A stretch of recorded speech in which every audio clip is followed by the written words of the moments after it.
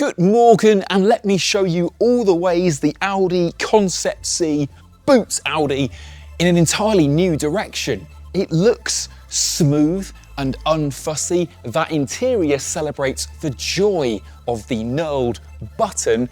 And just look at it. At last, not a crossover. That is a proper sports car.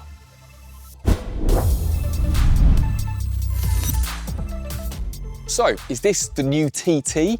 A baby R8? And what does it tell us about the way that next-gen Audis are going to look, taste, feel and smell? Well, we're going to get into all that, have a good look round it, get inside, get the roof off, and have a think about where this fits in with that new electric Porsche Cayman. This car is actually called the Concept C, and it has two jobs. One is to show us that Audi is serious about making a sporty car again, because although no one really noticed, you can't buy a two-door coupe or soft top from Audi anymore. As of right now, the TT, A3 Cabrio, A5 Coupe and Cabrio, and the wonderful R8 are all dead. The Concept C's second job is to preview hints of how all next-gen Audis will look, or the electric ones anyway, and that's not a moment too soon. Audi design has been in a rut for a while now. Grills get scarier, doors creasier, and light bars get fatter. But apart from the e-tron GT, when was the last time you saw a new Audi and thought, they've been kind of brave? Well, about 10 seconds ago when you clapped eyes on this. So think of the Concept C like a sign in the window of your local restaurant saying they've got a new head chef. Says come in, try a complimentary cocktail, have a go on the new menu, and then come back and bring all your friends. Unusually for a concept car, this one actually drives. All the doors open, the roof comes down, and even the buttons and screens all work. We'll have a look at all that in a moment, but first here's all the retro nods and the new thinking on the outside. Beginning with a very slender front grille motif, which is actually more of a window for the radar and all the sensors to look through. It's actually inspired by two Audi grilles from history, the 1936 Auto Union Type C race car and the 2006 A6, which was the first Audi to have the big single frame rectangle. Now this is actually quite a clever idea because not only does it give Audi a clean way to tidy up all that technological acne which blights the face of all modern cars, but it also shows they're admitting defeat and realizing they couldn't just keep on enlarging these monstrous grilles taking up the whole front of the car, particularly in the modern EV age when electric cars don't need huge gaping cooling intakes and need to prioritize slipperiness. Then above this front splitter made out of tastefully smoked forged carbon, you've got these really slender light clusters with 4 LED elements in them. Now I looked at that and thought Bugatti Chiron, which is not a bad comparison to draw, but for Audi, this is a reference to its classic 4 rings, and there's actually lots of little 4 themed Easter eggs all over the car. But overall, it's about having that clean look and that minimalism that was such a hit on the original TT. And while you're taking all that in, I've got a quote here from Audi's new design boss, a chap from Jaguar Land Rover called Massimo Frascella. See if you think he agrees that recent Audis have also looked stupidly aggressive. He says, "We live in a world that is often shrill, fast-paced and overloaded. Almost everything is overdone. The danger of losing your way is greater than ever." The side is full of nods to other cars. From this front three-quarter angle, you might see some Cayman. Up close, it's much more Mark 1 TT, and then there's some R8, like in this charging flap shape where the original R8 had its fuel filler door in those iconic side blades.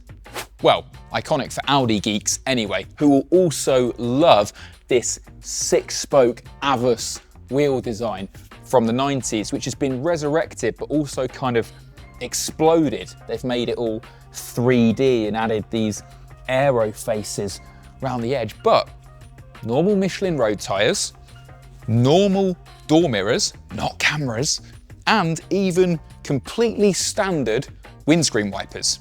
You don't put any of that on a concept car unless you're definitely putting it into production. Will the Concept C become the new TT? Well, I think it's going to go up a price category or two, but stay tuned, I've got a theory on that for you. And then at the rear, well, we have more quad element light clusters, no back window, because apparently this saves weight instead of using glass, but this slatted rear deck, they say it's inspired by stuff like the R8 LMS endurance racing car, but I'm seeing a lot more Audi RSQ. Now, if you work around in the early 2000s, that was a one-off movie car used by Will Smith in I, Robot. It was his police car. That movie was set in 2035. It's only 10 years away. And while Audi still needs to suss out things like spherical wheels, we are getting there on the styling front, aren't we? It looks confident and planted and purposeful, and there's no fakery. All that recent Audi nonsense with too much fake mesh and Audi's recent addiction to fake exhausts is gone. The designers say it's not a reaction to all that, merely an expression of new principles. But they would say that, wouldn't they? Just like if they were bored of hearing how we're all fed up with massive touchscreens and plasticky touch-sensitive buttons, they'd throw all of those things away and build us a new analog interior bristling with aluminium. What? Like this? What I'm sitting in here is an apology letter to everyone who was annoyed about recent Audis having a plastic badge in the middle of their oblong steering wheel and touch-sensitive buttons and massive touch screens. That's all gone and, well, apology accepted. So let's start in the center of the steering wheel. Real anodized metal Audi rings milled from solid, fixed onto a circular central steering wheel boss. The steering wheel itself, from Audi, the originators of the popular flat-bottomed wheel, is fully round, and there are no touch-sensitive controls on here. Everything is knurled and anodized aluminium with, and I know you can't feel this, but take my word for it, the classic Audi click. There are 4 slots in the air conditioning vents here because of the whole 4 theme, and that's worked by these HVAC controls here that peek through this translucent horizontal panel. Now, yeah, I'd like it if these were physical, tactile controls too, but Audi's trying something. They call it Shy Tech, as in shy technology, not tech, which is what it is. But they've kind of learned their lesson again down here because we go back to knurled metal controls. Rotate this one to change the driving mode. This one puts the roof up and down. This one, how James Bond is that, retracts for what I guess one day will be cup holders or wireless phone charging. And then this is my absolute favorite, because if you're looking around thinking, wow, they've really used the tactic from the old TT and selfishly just given the driver the screen, they haven't. Touch here and look at that. After all, you've got to have Apple CarPlay and Android Auto, you've got to have all this functionality that I guess we all demand in modern cars, but if you don't want it all the time, if like in the old A3 and the old Q7, you want to fold that away at night so you're less dazzled, you're less bombarded by screens, which is kind of everyday life, isn't it? You can finish swiping and put it away. How long until you get bored of that? I think it'll take a while. Back to the interior for one more Easter egg in a moment. By now, you might want one of these Concept Cs, so the question is, where's Audi going to get a sports car platform from? Let's just speculate that underneath this is the endlessly delayed electric Porsche Boxster. It wouldn't exactly be the first time Audi borrowed someone else's sporty bits to zhuzh up its own showroom. And while making an EV sports car causes a philosophical crisis for Porsche, it makes more sense for Audi, which, let's face it, has always sold more cars because of their design than how they drive. I've heard this car is 95% the real thing that will be on sale in 2027 before the electric Boxster or Cayman. And because Audi now has a standalone sub-brand in China called Audi, it can make a sports car for Europe without worrying that's going to be irrelevant in what's now its biggest global market. So whatever it's called, this car has the potential to be a massive trendsetter for Audi, to make a whole new generation take them seriously again as a design leader and even a sports car maker, which is what the original TT and R8 did. What's it going to weigh or cost? We'll find out another day.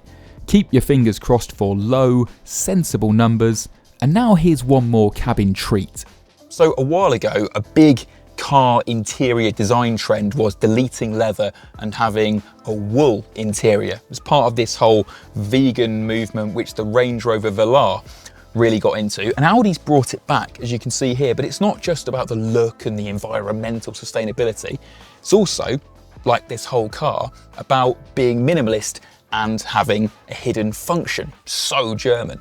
So because this isn't leather, because this is a wool weave, the seat ventilation, if a future production car was to have it, could breathe straight through the fabric. And you don't need a speaker grille in the doors. Have you noticed that?